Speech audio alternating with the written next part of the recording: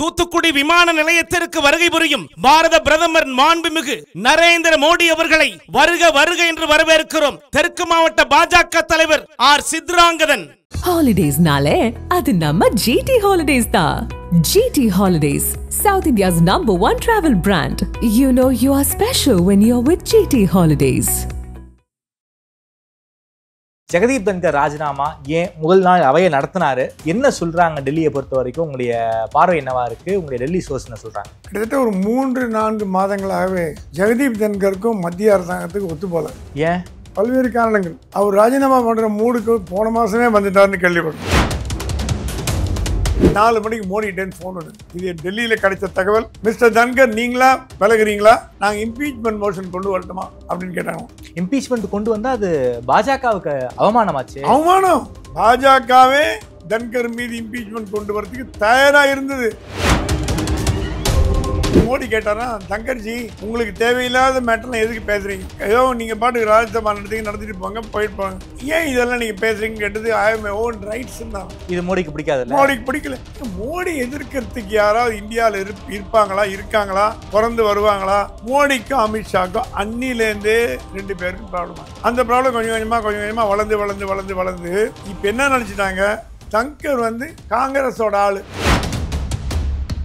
பாஜக என்ன நினைக்குது, பீகாரை சேர்ந்த ஒருவரை துணை ஜனாதிபதியாக நியமித்தால் அடுத்த தேர்தலில் பீகார்ல ஜெயிக்க முடியும்னு கணக்கு பண்ணுது. பீகாரை சேர்ந்த ஒருவரை துணை ஜனாதிபதி ஆகலாம் சார். நிதிஷ்குமாரா இருப்பாராங்கிறது எனக்கு ஒரு மிகப்பெரிய சந்தேகம் இருக்கு. துணை ஜனாதிபதி போடுவதற்கு RSS ஓட அப்ரூவல் தேவை.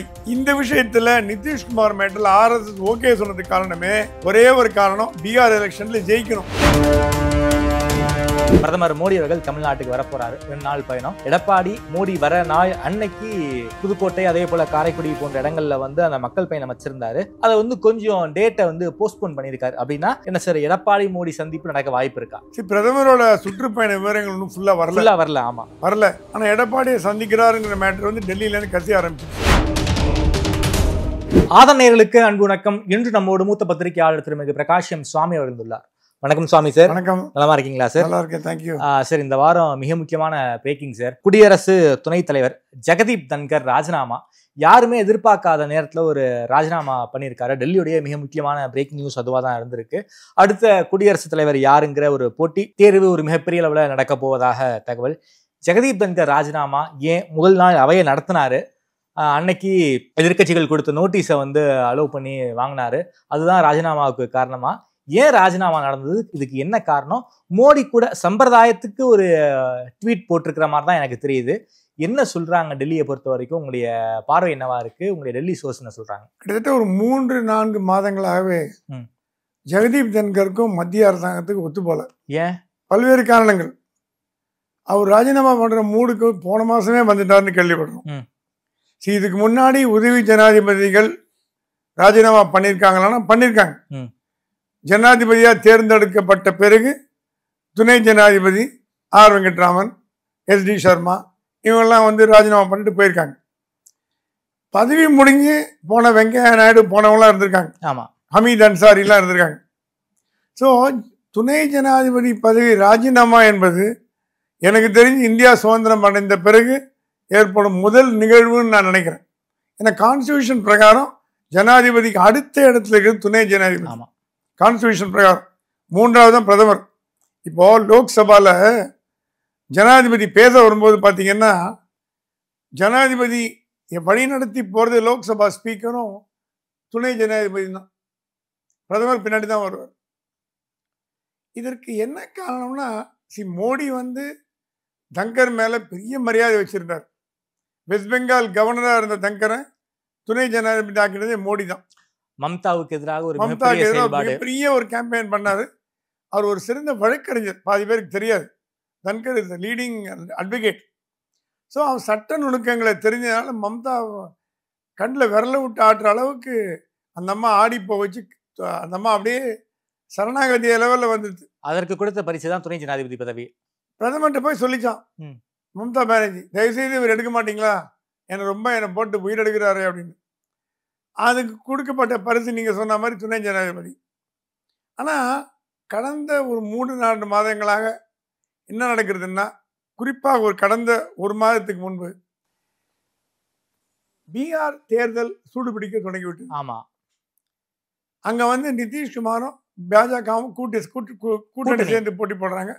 இந்தி கூட்டணி, தேஜஸ்வி யாதவ், இதெல்லாம் ஒரு தனியாக ஒரு குரூப்பா இருக்கு. நிதிஷ்குமாருக்கு இந்த தடவை முதலமைச்சர் வேட்பாளர் கொடுக்க போறது இல்ல, எம்எல்ஏ பதவியும் கொடுக்க போறது இல்ல. ஏன் கொடுக்க போறது இல்ல சார்? அவர் முதல்வர் வேட்பாளர் இல்லைன்னா பாஜகவுக்கு கொடுக்குற ஆதரவை வந்து வாபஸ் வாங்கிடுவாரு. வர இந்த தடவை பாஜக சேர்ந்த ஒருவர் பீகாரின் முதலமைச்சராக வரணுங்கிறது ஆர்எஸ்எஸ் எண்ணம். ஆர்எஸ்எஸ் எண்ணம். பாஜக வந்து காம்ப்ரமைஸ் பண்ண தயாரா இருக்கு. ஓகே, மகாராஷ்டிரா மாதிரி, பீகார் மாதிரி, சந்திரபாபு நாயுடு மாதிரி யார் வந்தாலும் பரவாயில்ல, காங்கிரஸ் வர வேண்டாம், மீதி யார் வந்தாலும் பரவாயில்லைங்கிறது பாஜகவோட ஸ்டாண்டு. இல்லை பாஜக தான் வரணும், ஆர்எஸ்எஸ் தான் வரணுங்கிறது ஆர்எஸ்எஸோட ஸ்டாண்டு. இவங்க போய் நிதிஷ்குமார்கிட்ட பேசி பார்த்துருக்காங்க. சரி, நிதிஷ்குமார் சொன்னாதான் எனக்கு இந்தியாவோட ஜனாதிபதி ஆக்குங்க, நான் விட்டுறேன், எனக்கு இதோட பெரிய போஸ்ட் தான் வேணும். பிரைம் மினிஸ்டர் கேட்க முடியாது அவரால். கேபினட், யூனியன் கேபினட் மினிஸ்டர் வந்து பெரிய போஸ்ட் கிடையாது. அது இல்லாமல் யூனியன் கேபினட் மினிஸ்டராக நிதிஷ்குமார் இருந்திருக்கார். ஜனாதிபதி பதவி கொடுக்கலாம், 2 வருஷம் வெயிட் பண்ணுங்கன்னா உடனடியாக கொடுங்க. அதுக்கு பிஜேபி சொல்ல என்னங்க விளையாடுறீங்க, ஜனாதிபதி வீட்டுக்கு அனுப்பிச்சு உங்களை உட்கார வழக்கு, இது இந்தியாவா, சுதந்திர நாடா, ஜனநாயக நாடா, டிக்டேட்டர்ஷிப்பா, நீங்கள் கேட்குறது நியாயம் இல்லைன்னு நாங்கள் சொல்லலை. நாளைக்கு காத்தால திரௌபதி முர்மு தூக்கிட்டு உங்களை உட்கார வைக்கிறதுக்கு என்ன சீட்டு கட்டமான்னு கேட்டாங்க. அப்போ துணை ஜனாதிபதியாவது கொடுங்க சார் அப்படின்னு லெவலுக்கு வந்திருக்காரு. சார், எனக்கு எந்த அளவுக்கு இது வந்து பாசிபிள் எனக்கு தெரியல. அவர் வந்து ஒரு மக்களால் தேர்ந்தெடுக்கப்பட்ட ஒரு பிரதிநிதியா தான் இருப்பாருன்னு நான் நினைக்கிறேன். ஃபார் எக்ஸாம்பிள், அவர் பிரதமரே தீர்மானிக்கிற இடத்துல வந்து நிதிஷ்குமார் இருக்காரு. அப்படி இருக்கக்கூடிய சூழல்ல ஒரு டம்மி போஸ்ட், ஒரு ரப்பர் ஸ்டாம்ப் பதவி வந்து ஜனாதிபதி, துணை ஜனாதிபதி பதவி என்பது, அதுல போய் அவர் வந்து உட்காந்து என்ன பண்ண முடியும் நிதிஷ்குமாரால? நிதிஷ்குமார் சீஃப் மினிஸ்டரா இருந்து சாதிச்சிட்டார், மத்திய அமைச்சராக இருந்து சாதிச்சிட்டார். அடுத்த கட்டம் என்னவா இருக்கும் அவர் லைஃப்ல? பிரதமர், துணை பிரதமர், இல்லைன்னா அதுக்கு முன்னாடி வந்து துணை ஜனாதிபதி. அரசியல்வாதிக்கு என்னைக்குமே ரெட் லைட் போட்ட கார் வேணும், செக்யூரிட்டி வேணும், புரோட்டோகால் வேணும், Z+ செக்யூரிட்டி வேணும். இதெல்லாம் சாதாரணம். ஆனால் அதே நேரத்தில் பாஜக அவரை கன்வின்ஸ் பண்ணி வச்சது காரணமே, பீகார் முதலமைச்சர் தேர்தலில் போட்டி போட மாட்டோம், ஆனால் பாஜகவுக்கு ஆதரவு கொடுப்போம், பீகாரில் பாஜக முதல்வராக ஒருத்தரை உட்கார வைப்போம் அப்படிங்கிறதுக்கு நீங்க என்ன எதிர்பார்க்குறீங்கன்னு கேட்டிருக்கு நிதிஷ்குமார். எப்படி நிதிஷ் விட்டு கொடுப்பாரு? நிதிஷ் விட்டு கொடுக்கலன்னா பாஜக அவரை விட்டு கொடுத்துரும், அவ்வளவுதான். ஏன்னா பாஜக அப்படின்னா 12 எம்பிக்கள் ஆதரவு நிதிஷ் 12 எம்பிக்கள் ஆல்டர்னேட் பிளான் ரெடியா வச்சிருக்கு பாஜக. எதிர்கட்சியிலேருந்து 12 எம்பிக்கள் வரதுக்கு தயாரா இருக்காங்க. அதெல்லாம் பிளான் பண்ணிட்டு தான் பண்றாங்க. பாஜக வந்து கத்துக்குட்டி கட்சி இல்லை, அவங்க ஒரு மூவ் எடுக்கிறாங்க அப்படின்னா. இப்போ வந்து பாஜக நாளைக்கு சந்திரபாபு நாயுடு வெளியில போனார்னா ஆட்சியை தக்க வச்சுக்க முடியும், நாளைக்கு நிதிஷ்குமார் வெளியில போனாலும் ஆட்சியை தக்க வச்சுக்க முடியும். அதுக்கு உண்டான பிளான் பி, நான் எப்பவும் சொன்ன மாதிரி மோடி வந்து பிளான் ஏ மட்டும் இல்லை, பிளான் பி, சி, டி எல்லாம் கூட வச்சிருப்பார் அவர் அந்த மாதிரி ஒரு திங்கர். அதனால அதே நேரத்தில் நிதிஷ்குமார் கொடுக்க வேண்டிய மரியாதையை கொடுக்கணும் அப்படின்னு எதிர்பார்க்குறேன். இந்த செய்தி ஜெகதீப் தங்கர் காதில் விழுந்து 1 மாதம் 1.5 மாதம் ஆச்சு. நம்ம பதவிக்கே வெட்டு வைக்கிறாங்களா இவங்க அப்படின்னு ஒன்று. அது இல்லாமல் நான் ஒரு 6 மாதமா 2 பேருக்கு உறவு சரியில்லைன்னு சொன்னேன். யாருக்கும்? மோடிக்கும் தன்கருக்கும், மத்திய அரசாங்கத்துக்கும் தன்கருக்கும். ஓகே, மோடின்னு ஸ்பெசிஃபிக்காக சொல்ல வேண்டாம், மத்திய அரசாங்கத்துக்கும் தன்கருக்கும்.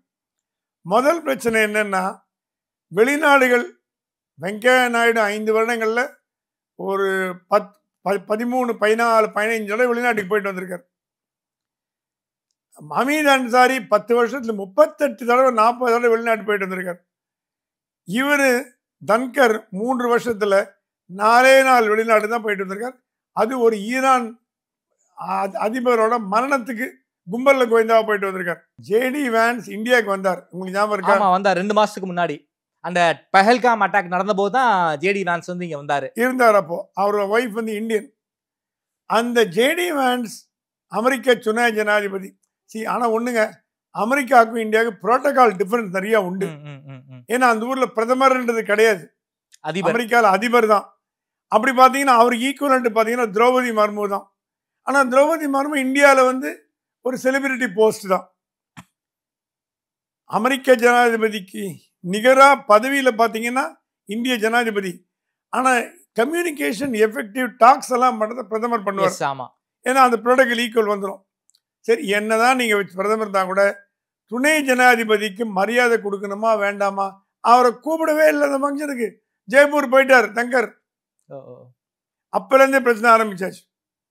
ஏன்னா தங்கர் கொஞ்சம் ஓப்பனா பேசக்கூடியவர். கிட்டத்தட்ட ஒரு 6 மாதங்களாக இந்திய நீதித்துறையை மிக கடுமையாக தாக்கிட்டு வர. ஆமா. அதுக்கு ஏராளமான அவருக்கு ஒரு ஆதரவு பெருகிட்டு வருது. ஏன்னா நீதித்துறையை இந்தியாவில் கொஸ்டின் பண்ற அரசியல்வாதி முதுகெலும்பு உள்ள யாரும் பண்ண மாட்டாங்க. அந்த மாதிரி ஒரு நிலைமை. இந்தியாவில் நீதித்துறையை கொஸ்டின் பண்றதுக்கு எந்த அரசியல்வாதிக்கும் தைரியம் கிடையாது. தைரியமா பண்ணக்கூடிய ஒரே கான்ஸ்டிடியூஷன் போஸ்ட்ல இருக்கார் அவர். ஆமா. அதனால தைரியமா விமர்சனம் பண்ணார். இப்ப இந்த வர்மான்னு ஒருத்தர் வீட்டுல பணத்தை எடுத்தாங்க. ஆமா. அவர் மேல யஷ்வந்த் வர்மா அவர் இம்பீச்மெண்ட் மோஷன். அந்த இம்பீச்மெண்ட் மோஷனை லோக்சபா ராஜ்யசபா சேர்ந்து தான் எடுக்கணும். ஆமா. ராஜ்யசபால அப்ளிகேஷன் கொடுத்தோன்னே அக்செப்ட் பண்ணிட்டார். அதுவும் அப்போசிஷன் பார்ட்டி மெம்பர்ஸ் கொடுத்ததா அக்செப்ட் பண்ணிட்டார். ராஜ்யசபா மெம்பர்ஸ் அப்போசிஷனா இல்லையாங்கிறது போக வேண்டிய அவசியம் இல்லை. மோடி சொன்னா லோக்சபால வந்து நாங்க பண்ணி பேர் எடுக்கிறதுக்கு முன்னாடி ராஜ்யசபால நீங்க பண்ணீங்கன்னா அப்ப என்ன போட்டோ போட்டி நடக்குதா இங்கன்னு கேட்டோம். உங்களுக்கு எங்களுக்கு போட்டோ போட்டி ராஜ்யசபா. ஏன்னா இதன் மூலமாக 3 உறுப்பினர்களை விசாரணை குழுவின் உறுப்பினர்களாக நியமிக்கும் தகுதியை தன்கர் பெற்று விடுகிறார். 3 ராஜ்யசபா உறுப்பினர். எப்படி லோக்சபால 3 பேரை 3 எம்பிஸ் லோக்சபா எம்பிஸை வச்சு விசாரணை குழுவை நடத்துவார்களோ, ராஜ்யசபாவும் 3 எம்பியை வச்சு விசாரணை குழுவை நடத்தும். அதுல மல்லிகார்ஜுன கார்கே ராகுல்லாம் வந்துட்டாங்கன்னா என்ன பண்றதுன்னு இவங்களுக்கு பயம். ராகுல் இல்லை, மல்லிகார்ஜுன கார்கே அப்புறம் மற்ற கேசி வேணுகோபால் அவங்கெல்லாம் வந்துட்டாங்கன்னா என்ன பண்றதுன்னு ராகுல் காந்தி லோக்சபால இருக்காரு. அவர் இல்லை. அந்த ஒரு கவலை வந்து அவர் சொன்னாரா என்கிட்ட கொடுத்தாங்கன்னா ஒத்துட்டேன். எனக்கு கிராஸ் செக் பண்ண வேண்டிய அவசியம் இல்லை. லோக்சபா தனி ராஜ்யசபா தனி. எப்படி போறது பாருங்க அவரோட வியூ. ஓகே. சோ இது மோடி அமித்ஷாக்கு பிடிக்காது. ஏன்னா நம்மள மீறி விளையாண்டாரு. லோக்சபா ஸ்பீக்கருக்கு ஈக்குவலண்டான பதவி ராஜ்யசபா ஸ்பீக்கர் அதை விட அதிகம்ன்றாராம். ஆமா நிச்சயமா. ஏன்னா ஒரு துணை ஜனாதிபதி இல்ல. அப்படிதான் சொன்னார். ஓகே. மோடிக்கு என்ன சொல்லப்பட்டதுன்னா நீங்க ஓம் பிர்லாவை கண்ட்ரோல் பண்ணலாம், என்ன கண்ட்ரோல் பண்ண முடியாது. ஓகே. நான் கான்ஸ்டிடியூஷனல் அத்தாரிட்டி, என்ன நீங்க கண்ட்ரோல் பண்ணி ஏன் வாங்கின, ஏன் மோஷனை வாங்கின, ஏன் நீங்க கையெழுத்து வாங்கினீங்க, ஏன் அக்செப்ட் பண்ணீங்கன்னு கேட்கிற உரிமை உங்களுக்கு கிடையாது. ஓகே அப்படின்னு சொன்னது. முதல் பாராளுமன்ற கூட்டத்தொடரின் முதல் நாள்ல 10 மணிக்கு வந்து நல்லா வழக்கம் போல பேசியிருக்கார். அன்னைக்கு மல்லிகார்ஜுன கார்கே பர்த்டே, அவர் கிரீட் பண்ணியிருக்கார். அதுவே அரசாங்கத்துக்கு கோவத்தை கிளப்பியிருக்கு. ஓகே. 3 மணி வரைக்கும் 3 மணிக்கு அலுவல் கூட்டம் நடந்திருக்கு, பிசினஸ் அட்வைசரி கமிட்டி மீட்டிங். அதுல கிரண் ரிஜிஜுவும் நட்டாவும் ஆப்சென்ட். அங்கேயே சிக்னல் ஆச்சா. ஏன்னா கிரண் ரிஜிஜு வந்து நாடாளுமன்ற விவகாரத்துறை அமைச்சர், அவர் கலந்துருக்கணும், நிச்சயமா கலந்துருக்கணும். ஏன்னா உதவி ஜனாதிபதி கூப்பிடுறாரு, துணை ஜனாதிபதிங்கிறது இல்லாம ராஜ்யசபாவின் தலைவர்ன்ற முறையில கூப்பிடும்போது போயாகணும். ஆமா. 2 யூனியன் மினிஸ்டர்ஸ் ஆப்சென்ட். அதுவே தெரிஞ்சு போச்சு. 4 மணிக்கு மோடிட்டேன் போன் வந்து, இது டெல்லியில கிடைச்ச தகவல், நீங்க ஒட்டு கேட்டீங்களா என்ன கேட்டா எனக்கு தெரியாது, இப்ப சொல்லிட்டேன். மிஸ்டர் தன்கர் நீங்களா விலகுறீங்களா, நாங்க இம்பீச்மெண்ட் மோஷன் கொண்டு வரட்டுமா அப்படின்னு கேட்டாங்க. இம்பீச்மெண்ட் கொண்டு வந்தா அது பாஜகவுக்கு அவமானமாச்சு. அவமானம். பாஜகவே தன்கர் மீது இம்பீச்மெண்ட் கொண்டு வரதுக்கு தயாரா இருந்தது. ஓகே. அன்றைக்கு சாயங்காலம் வரைக்கும், முந்தானது ஈவினிங் வரைக்கும், 4 மணி வரைக்கும். ஓகே. நீங்களே போறீங்களா, நாங்க இம்பீச்மெண்ட் பண்ணி கொண்டு வரட்டுமா, உங்களுக்கு எதிர்கட்சி சப்போர்ட் இருக்குன்னு எனக்கு தெரியும். எப்படி சார் எதிர்கட்சி சப்போர்ட்? அதுதான் வேடிக்கை. தன்கருக்கு எதிரே ஆளும் நம்பிக்கையில்லா தீர்மானம் கொண்டு வந்ததே காங்கிரஸ் தான். ஆமா. எஸ், இந்திய வரலாற்றிலேயே முதல் முறையாக ராஜ்யசபா ஸ்பீக்கருக்கு எதிராக நம்பிக்கையில்லாத தீர்மானம் கொண்டு வந்தது காங்கிரஸ். இப்ப பிஜேபி என்ன சொல்லுது, அந்த தீர்மானத்துக்கு அப்புறம் எதிர்கட்சியோட ரொம்ப இணக்கமா போயிட்டாரு. மல்லிகார்ஜுன கார்கேக்கு பகல்காம் தாக்குதலை பத்தி பேசுறதுக்கு பர்மிஷன் கொடுக்கறதுக்கு யாரு இவருன்னு கேக்குது மோடி அரசு. அவருக்கு ரைட்ஸ் இருக்குல்ல, அவரு Appar house Upper house. But மத்திய அரசாங்கத்தோட கொள்கைக்கு இணக்கமா போறதுதான் உங்களை உட்கார வச்சிருக்காங்க. நீங்க அகைன்ஸ்டா போறதுக்கு மல்லிகார்ஜுன இப்ப என்ன பேச வேண்டிய அவசியம்? அந்த மோஷன் வரும்போது பேசினா போறாதா உங்களுக்கு? முன்னாடியே உட்கார வச்சு பேச வைக்கிறீங்க. அப்ப நீங்க மத்திய அரசாங்கம் அகைன்ஸ்டா போக தொடங்கிட்டீங்க அப்படின்னு ஒரு சிக்னல் வருதா? ரெண்டாவது, இவர் ஜுடிஷியரியை எதிர்த்து பேசினது இந்தியாவில் பாராட்டப்பட்டது. ஆமா, கவர்மெண்ட்டுக்கே. ஏன்னா யாருமே செய்யாத ஒரு மேட்டர், பயந்து கிடந்தாங்க. ஜுடிஷியரினா சுப்ரீம் கோர்ட்னா பயம், ஹைகோர்ட்னா பயம். அந்த பயத்தை போக்கி அரசியல்வாதிகளையும் மக்களையும் ட்விட்டர்ல பார்த்தீங்கன்னா, சோசியல் மீடியால ஜுடிஷியரி பர்டிகுலர் இந்த வர்மா மேட்டர் எப்படி தாக்கப்பட்டதுன்னு உங்களுக்கு தெரியும். கடைசி நாள் அன்னைக்கு கண்ணா சொல்லிட்டு போனாராம் பிரைம் மினிஸ்டர்கிட்ட, இந்தியாவில் நடப்பது நல்லதாக இல்லை. ஜெகதீப் தங்கர் ஒரு மோசமான ஒரு முன் உதாரணத்தை ஏற்படுத்தி விட்டார். சஞ்சீவ் கண்ணா பிரைம் மினிஸ்டர் சொல்லிட்டு போயிட்டாராம், இந்தியாவில் மோசமான நடவடிக்கை ஏற்பாடு பண்றீங்க. மக்களுக்கு நீதிமன்றங்கள் மீது நம்பிக்கை இல்லைன்னா அந்த நாடு ஜனநாயகம் செத்து போச்சுன்னு அர்த்தம்.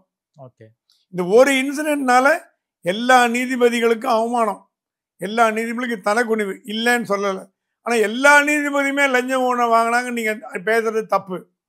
நீங்க போற போக்கு அப்படிதான் இருக்கு. இல்ல, அதுவும் இல்லாம தங்கர் அப்பர் ஜுடிஷியரி ரொம்ப காட்டமான விமர்சனங்களால சுப்ரீம் கோர்ட் ரொம்ப பேசிட்டாருங்க. அவரு நீங்க எப்படி எங்களுக்கு டேட் டைம் ஃபிக்ஸ் பண்ணலாம், அந்த கவர்னர் ஃபிக்ஸ் பண்ணலாம்.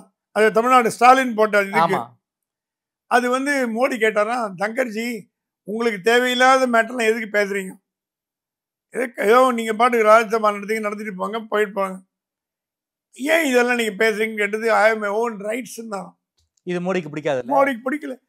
மோடி எதிர்க்கிறதுக்கு யாராவது இந்தியாவில் இருக்காங்களா, பிறந்து வருவாங்களா? மோடிக்கும் அமித்ஷாக்கும் அன்னிலேருந்தே 2 பேருக்கும் ப்ராப்ளம் ஆகுது. ஓகே, அந்த ப்ராப்ளம் கொஞ்சம் கொஞ்சமா வளர்ந்து இப்ப என்ன நினைச்சிட்டாங்க, தங்கர் காங்கிரஸோட ஆளு. எப்படி சார் அப்படி நினைச்சிட்டாங்க. அதெல்லாம் ஒரு ரூமர் மோதிக்கு அதுக்கு போச்சான். அடுத்த ஜனாதிபதி தேர்தலில் தங்கர் காங்கிரஸ் வேட்பாளராக போட்டி போட போறாருன்னு. இதெல்லாம் டெல்லியில் நடந்த சமாச்சாரங்கள், டெல்லியில் நடந்த அரங்கேறிய சமாச்சாரங்கள். மோடியிடம் சொல்லப்பட்டது அடுத்த ஜனாதிபதி தேர்தலில் தங்கர் காங்கிரஸ் எதிர்கட்சி வேட்பாளர் எதிர்கட்சி வேட்பாளராக போட்டி போட போறாரு. அவருக்கு ஜனாதிபதி ஆசை வந்துட்டு நீங்க கொடுக்க போறது இல்லைன்னு அவருக்கு தெரிஞ்சு போச்சு அப்படின்னு ஒரு கிளப்பி விட்டாங்க. ஸோ மோடி கூப்பிட்டு நீங்க ராஜினாமா பண்றீங்களா இல்லையான்னு கேட்டதுக்கு அப்புறம் தன்கர் வழி இல்லை, ஜனாதிபதியை அப்பாயின்மெண்ட் இல்லாம சந்திக்கிறது ஜனாதிபதியை இந்திய வரலாற்றில் யாருமே கிடையாது. நீ ஒரு மந்திரி ஒரு கவுன்சிலர் கூட அப்பாயின்மெண்ட்லாம் பார்க்க முடியாது. ஜனாதிபதி உதவி துணை ஜனாதிபதியோட பெரிய போஸ்ட்ல இருக்காங்க, அப்பாயின்மெண்ட் வாங்கிட்டு தான் போகணும். ஆனால் இவர் அப்பாயின்மெண்ட் வாங்காமல் செக்ரட்டரி வழியாக சொல்லிட்டு உள்ளே போய் அந்த அம்மாட்ட ராஜினாமா கொடுத்துட்டு ட்விட்டரில் போட்டு போயிட்டார். இது எதை காட்டுறதுன்னா, ஒரு வகையில் பாஜகவின் ஆசை உண்மையாகவே நிறைவேறிச்சுன்னா நிதிஷ்குமார் அடுத்த துணை ஜனாதிபதியாக வரதுக்கு வாய்ப்பு உண்டு. நிதிஷ்குமாருக்கு வயசாயிடுச்சு, ஹெல்த் ரீசன், சீஃப் மினிஸ்டராக இருந்துட்டார், லாங்கஸ்ட் சர்விங் சீஃப் மினிஸ்டர் வேற.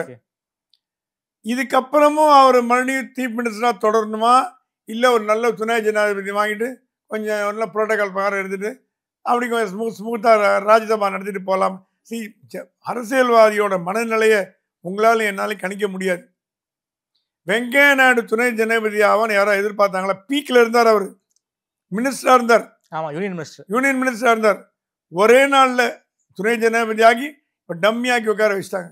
ஒரே காரணம், மோடி எதிர்த்தார். அவர் மோடி எதிர்த்து அரசியல் பண்ணதுனால அவர் எலிவேட் கொடுக்குற மாதிரி பண்ணி 5 வருஷம் துணை ஜனாதிபதி ஆனோடனே ஓரம் கட்டி மூல உட்கார வச்சுட்டாங்க. இனிமேல் அவரால் அரசியல் பண்ண முடியாது. என்ன சார் அப்படி மோடி எதிர்த்தார்? வெங்கையா நாயுடு எதிர்த்தார். சில விஷயங்கள் 2 பேரும் கருத்து வேறுபாடு வந்தது. ஓகே, அந்த கருத்து வேறுபாடுனால அது வெளியில காமிச்சிக்காம அவர் தான் அடுத்த துணை ஜனாதிபதியின் ஆர்எஸ்எஸ்ஸே கேட்காம அனௌன்ஸ் பண்ணிட்டார். ஆர்எஸ்எஸ் அப்போஸ் பண்ண முடியலன்னு வெங்கையா நாயுடு ஆர்எஸ்எஸ் மேன். ஆனா Modi had some other plan. இவர் ஒழிக்கணும்னா அரசியல் ஓய்வு கொடுக்கணும். அதுக்கு துணை ஜனாதிபதி 5 வருஷம் அரசியல் ஓய்வு, அப்புறம் பர்மனன்ட் ஓய்வு அப்படின்னு. ஸோ இது மோடிக்கும் தன்கருக்கும் மனசாபமாக இருந்தால் கண்டிப்பாக மனசாபம். ஓகே. 2 பேருக்கும் ஒரு பெரிய மிஸ் அண்டர்ஸ்டாண்டிங் வந்திருக்கு. ஸோ அதனால தான் சம்பிரதாயத்துக்கு ட்வீட் போட்டிருக்காரு. அதனால தான் சம்பிரதாயத்துக்கு விஷயம் ஆல் ஹெல்த்னு போட்டிருக்காரு. தங்கர் மோடியை சந்தித்து விடை பெற்றார்னா நம்ம பேசுறது எல்லாமே பொய்ன்னு வச்சுக்கலாம். இல்ல புரோட்டோகால் பிரகாரம் மோடி அத்வானி வீட்டுக்கே போறார், முரளி மனோஜர் வீட்டுக்கு போறார், வாஜ்பாய் வீட்டுக்கு போனார், மன்மோகன் சிங் வீட்டுக்கு போனார். தன்கரை போய் பார்த்துட்டார்னா அப்போ நம்ம சொல்லிருக்கலாம் அவர் தான் ரிட்டர்னுக்கு கிளம்பிட்டார். அப்புறம் இந்த மரிஷியஸ் இங்கே போறார், தமிழ்நாட்டுக்கு வர்றார். ஸோ இந்த விஷயங்கள்லாம் கூட்டி கழிச்சு பார்த்தீங்கன்னா இது பதவி விலகல் என்பது கட்டாயமாக நிர்பந்திக்கப்பட்டு அவர் பதவி விலகி அந்த இடத்துல நிதிஷ்குமார் உட்கார வைக்கிறார். ஏன் நிதிஷ்குமார் அவசரப்படுறார், 2 வருஷம் வெயிட் பண்ண தயாராக இல்லை. அப்புறம் அவர் கை கழுவிடுவாங்க தெரியும். அவருக்கு ஜனாதிபதி கொடுத்தா கொடு, இல்லை உங்களுக்கு அவசரம் போனால் போட்ட துணை ஜனாதிபதி ஒத்துக்கிறான்னு சொன்னதுக்கப்புறம் என்ன பண்ண முடியல? ஏன்னா அவரோட தேவை. இப்போது நிதிஷ்குமார் துணை ஜனாதிபதியாக போகிறதுனால பீகாரில் அரசாங்கத்துக்கு ஒன்றும் ப்ராப்ளம் இல்லை, மத்திய அரசாங்கத்துக்கும் ஒன்றும் பிரச்சனை இல்லை. அந்த எம்பிக்கள் ஆதரவு தொடரும். ஒரு எலிவேஷன் மாதிரி பில்டப் கொடுத்துட்டாங்க. பாஜக என்ன நினைக்குது, பீகாரை சேர்ந்த ஒருவரை துணை ஜனாதிபதியாக நியமித்தால் அடுத்த தேர்தலில் பீகாரில் ஜெயிக்க முடியும்னு கணக்கு பண்ணுது. பீகாரை சேர்ந்த ஒருவர் துணை ஜனாதிபதி ஆகலாம் சார். நிதிஷ்குமாரா இருப்பாராங்கிறது எனக்கு ஒரு மிகப்பெரிய சந்தேகம் இருக்கு. வேற யாரா கூட வரலாம். நிதிஷ்குமார் துணை ஜனாதிபதி ஆவாரா, அவர் அந்த சிஎம் ஆஸ்பிரேஷனை விட்டுட்டு அவர் வருவாராங்கிறது. சிஎம் இருந்தாச்சு. இப்போ அடுத்தது பார்த்தீங்கன்னா ராஜ்நாத் சிங்லாம் துணை ஜனாதிபதி வரமாட்டார். அவருக்கு இன்னும் ஆக்டிவாக இருக்கார். அவர் பிரைம் மினிஸ்டர் போஸ்ட் ட்ரை பண்ணும்போது அவருக்கு துணை ஜனாதிபதி போட்டி என்ன நடக்கும்? துணை ஜனாதிபதி போடுவதற்கு ஆர்எஸ்எஸோட அப்ரூவல் தேவை. ஓகே. ஆர்எஸ்எஸ் ஒப்புதல் இல்லாம துணை ஜனாதிபதி போட முடியாது. இந்த விஷயத்துல நிதிஷ்குமார் மேட்டல் ஆர்எஸ்எஸ் ஓகே சொன்னதுக்கு காரணமே ஒரே ஒரு காரணம், பீகார் எலெக்ஷன்ல ஜெயிக்கணும். பீகார் எலெக்ஷன்ல ஜெயிக்கிறதுக்கு என்ன பண்றது, கண்ணை மூடிக்கும், வேற வழி இல்லை நிதிஷ்குமார். ஏன்னா ஆர்எஸ்எஸ் என்ன சொல்லுதான், அடுத்த ஜனாதிபதியே ஒரு முழு நேர ஆர்எஸ்எஸ் ஊழியரா போடணும். ஆர்எஸ்எஸ் ஃபுல்லா திரௌபதி முர்முலாம் ஆர்எஸ்எஸோட சம்பந்தப்பட்டவர்கள், இந்து மத உணர்வாளர்கள், அனுதாபிகள், ராம்நாத் கோவிந்த்லாம். அப்படி இல்லை. ஏன்னா அடுத்த 29 தேர்தல் எப்படி இருக்குன்னு சொல்ல முடியாது. ஓகே. பாராளுமன்ற தேர்தல். அப்ப நம்ம ஆர்எஸ்எஸ் ஐடியாலஜி உள்ள ஒருத்தர் ராஷ்டிரபதி பவன்ல உட்கார வச்சாதான் நமக்கு சௌரியமா இருக்கும்னு பிளான் பண்ண ஆரம்பிக்குது. ஸோ அடுத்த ஜனாதிபதி முடிவு பண்ற இடத்துலயும் ஆர்எஸ்எஸ் இருக்கு. ஓகே. ஸோ இந்த ஒரு சான்ஸை விட்டான்னா நிதிஷ்குமார் வேற வாய்ப்பே இல்லை, அடுத்த ஜனாதிபதியை வரவும் முடியாது. அதனால கொடுத்ததை வாங்கிட்டு துணை ஜனாதிபதியா போலான்னு பிளான் பண்ணி பண்றதுதான் அவரோட ஐடியா. பார்க்கலாம் சார். இன்னும் பிரதமர் மோடி அவர்கள் தமிழ்நாட்டுக்கு வரப்போறாரு. 2 நாள் பயணம். முதல் நாள் தூத்துக்குடி, 2வது நாள் அரியலூர் மாவட்டம் கங்கைகொண்ட சோழபுரம். என்ன சார் நடக்க வாய்ப்பு இருக்கு? குறிப்பாக எடப்பாடி மோடி வர நாள் அன்னைக்கு புதுக்கோட்டை அதே போல காரைக்குடி போன்ற இடங்கள்ல அந்த மக்கள் பயணம் வச்சிருந்தாரு. அதை கொஞ்சம் டேட்டை போஸ்ட்போன் பண்ணியிருக்காரு. அப்படின்னா எடப்பாடி மோடியை சந்திக்க போறாருங்கிற மாதிரியான ஒரு தகவலாக தான் நாம புரிஞ்சுக்க முடியும். என்ன சார், எடப்பாடி மோடி சந்திப்பு நடக்க வாய்ப்பு இருக்கா? பிரதமரோட சுற்றுப்பயண விவரங்கள் இன்னும் ஃபுல்லா வரல. ஆமா, வரல. ஆனா எடப்பாடியை சந்திக்கிறாருங்கிற மேட்டர் டெல்லியில இருந்து கசிய ஆரம்பிச்சிருச்சு. ஓகே. இந்த கூட்டணியை உறுதிப்படுத்துறதுக்கு. ஏன்னா பிரதமர் கேட்டாராம், அன்வர் ராஜா யாரு தமிழ்நாட்டில், அவருக்கு என்ன பாப்புலாரிட்டின்னு கேட்டாங்களாம். ஏன்னா டிஎம்கேல போய் ஜாயின் பண்ணார். இன்னும் 2-3 பேர் டிஎம்கேல போய் ஜாயின் பண்ணாமல் தடுக்கிறதுக்கு எடப்பாடி என்ன பண்ணுங்கிறது பிரைம் மினிஸ்டர் ஐடியா வச்சிருக்காரு. ஏன்னா அன்வர் ராஜா போன எதிர்பார்த்தது அது ஒன்றும் பெரிய விஷயம் கிடையாது. டிஎம்கேலையும் அவருக்கு இஸ்லாமிய சமுதாயம் ஒரு எம்எல்ஏ சீரை கொடுத்துருவாங்க. ஆனால் அதிமுகவில் மற்ற தலைவர்கள் எப்படி ஃபீல் பண்ணுறாங்க? இப்போ வேலுமணி தெங்கமணிலாம் பாஜகவோட சப்போர்ட்டர், விஜயபாஸ்கர் தான் பாஜக சப்போர்ட்டர் தான். அவங்க இல்லாமல் வேறு யார் இருக்காங்கன்னு பார்க்க சொல்லியிருக்காங்க. அதை கொஞ்சம் சமாதானப்படுத்தி சரி பண்ணுறதுக்கும் இன்னும் உறவை பலப்படுத்துறதுக்கும் எடப்பாடியோட மீட்டிங் போட்டிருக்காரு பிரைம் மினிஸ்டர். ஓகே. அண்ணாமலையோட தனி ஒரு மீட்டிங் போட்டிருக்காரு. ஓகே. அண்ணாமலை மீட்டிங்கில் அண்ணாமலை கூப்பிட்டு சொல்லப்பட்டதான், என்றைக்குமே நீங்கள் எங்கள் செல்ல பிள்ளை தான், உங்களை விட்டோன்னு நினைக்காதீங்க. ஓகே. டெல்லியில பாஜக தலைவர் போடாதனால எங்களால எந்த முடிவுமே எடுக்க முடியாம நாங்க தவிச்சிட்டு இருக்கோம். அது காரணம் ஆர்எஸ்எஸ் தான், உங்களுக்கே தெரியும். ஆர்எஸ்எஸ் முட்டுக்கட்டை போடுது. எங்களுக்கும் எந்த கேண்டிடேட் போட தெரியல, கொஞ்சம் பொறுத்துக்காங்க. உங்களை வந்து அகில இந்திய பொதுச் செயலாளர் ஆக்கிட்டு தென்னிந்தியாவின் இன்சார்ஜா போட்டுரும். எல்லா சவுத் இந்தியா இன்சார்ஜ். ஓகே.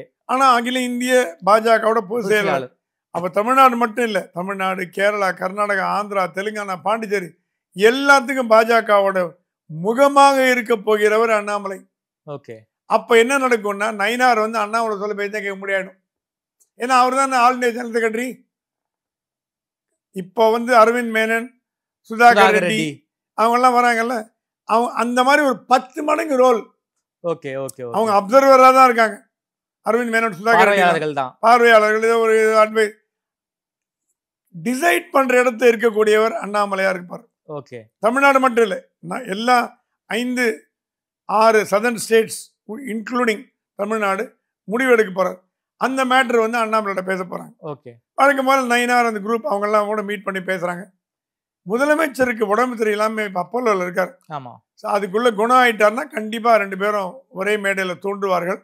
ஏன்னா பிரதமர் வந்துடுறதுக்கு வரும்போது ஸ்டாலின் வந்து கண்டிப்பா போய் கலந்துப்பார்.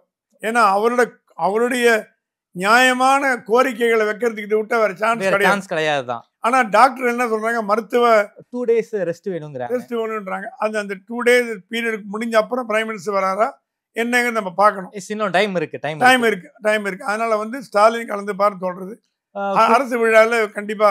நீங்களே ஒரு இன்டர்வியூல சொன்னீங்க, எப்படி வந்து கலைஞர் மேல வந்து மோடிக்கு வந்து ஒரு தனிப்பட்ட ஒரு மரியாதை இருக்கோ அதே மரியாதை வந்து ஸ்டாலினுக்கு மேலேயும் இருக்குன்னு சொன்னீங்க.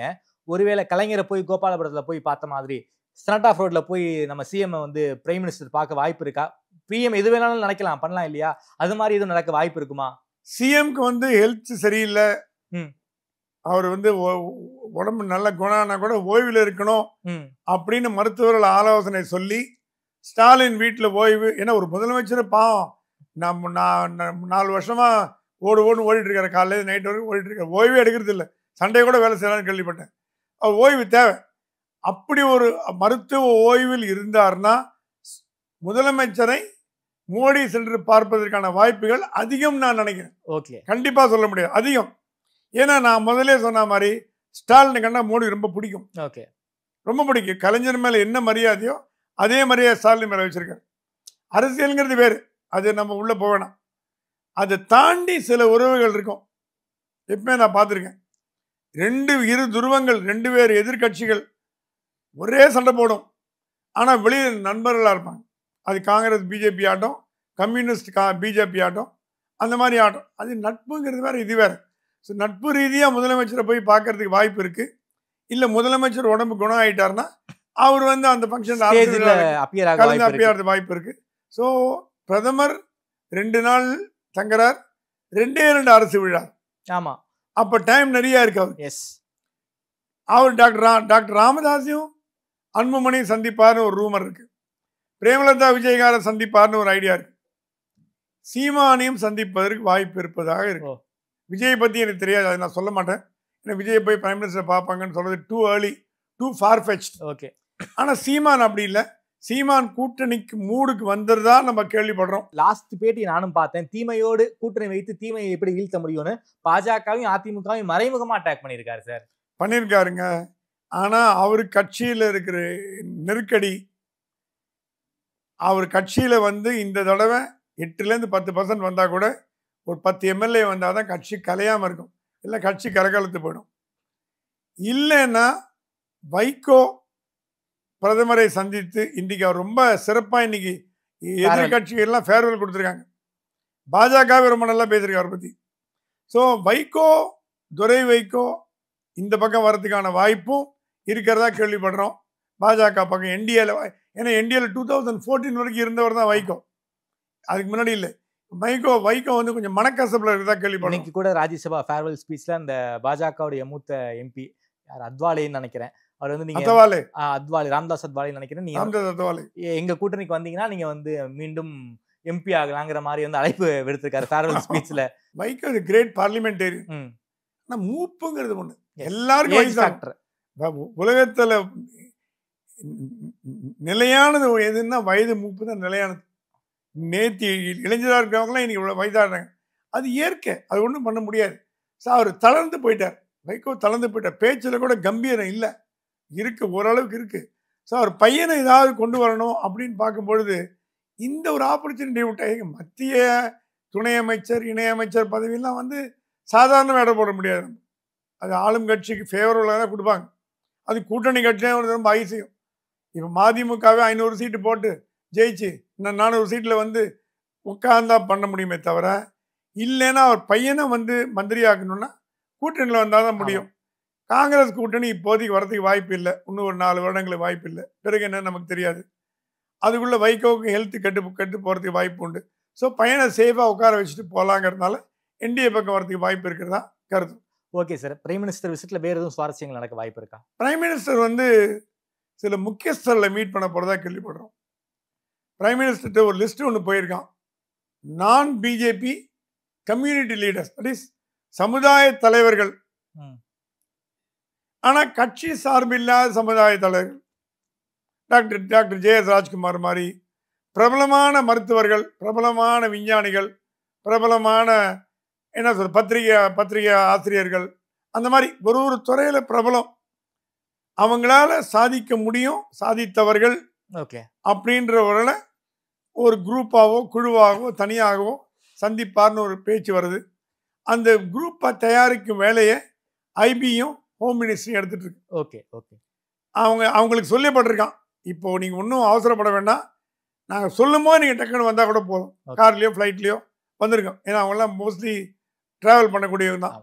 ஸோ அந்த 2 நாள் மட்டும் கொஞ்சம் நீங்கள் ஃப்ரீயாக வச்சு அவைலபிள். குருமூர்த்தி அந்த மாதிரி ஒரு உதாரணத்தை சொல்கிறேன். குருமூர்த்தி நினைச்சாருன்னா பிஎம் பாத்திர முடியும். குருமூர்த்தி போன்ற அறிவு ஜீவிகள் பிரதமர் ஏன் பார்க்குறாருன்னா, திமுக அரசாங்கத்தை பற்றி அவர் கட்சிக்காரங்கிட்டேருந்து மட்டும் தெரிஞ்சுக்கிறது இல்லாமல் பொதுவாக அவருக்கு எப்படி கட்சியை பற்றி வரும், தமிழ்நாட்டை பற்றி வரும், ஐபிலேருந்து வரும், சிபிஐலேருந்து வரும், எக்ஸ்டர்னல் ஏஜென்சிஸ்லேருந்து வரும், கட்சியிலேருந்து வரும்.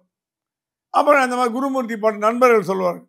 இது இல்லாமல் எனக்கு தனியாக ஒரு ஒப்பீனியன் வேணும் அப்படின்னு பிரதமர் நினச்சார்னா அதுக்கு இந்த வழி தான் ஃபாலோன்னு சொன்னதுனால அது ஒரு முடிவு இருக்குது. அது எந்த அளவுக்கு சாத்தியமாக போகும், நடக்குமா நடக்காதாங்கிறது பிரதமரோட ஷெட்யூலை பார்த்தா சொல்ல முடியும். ஓகே சார், நன்றி சார். குறிப்பாக இந்த ஜெகதீப் தன்கர் ராஜினாமா, அதே போல் தமிழ்நாடு அரசியல் தொடர்பான பல்வேறு கேள்விகளுக்கு ரொம்ப அவல் சொல்லியிருக்கீங்க. நேரம் கொடுத்து பேசியதுக்கு நன்றி சார். நன்றி.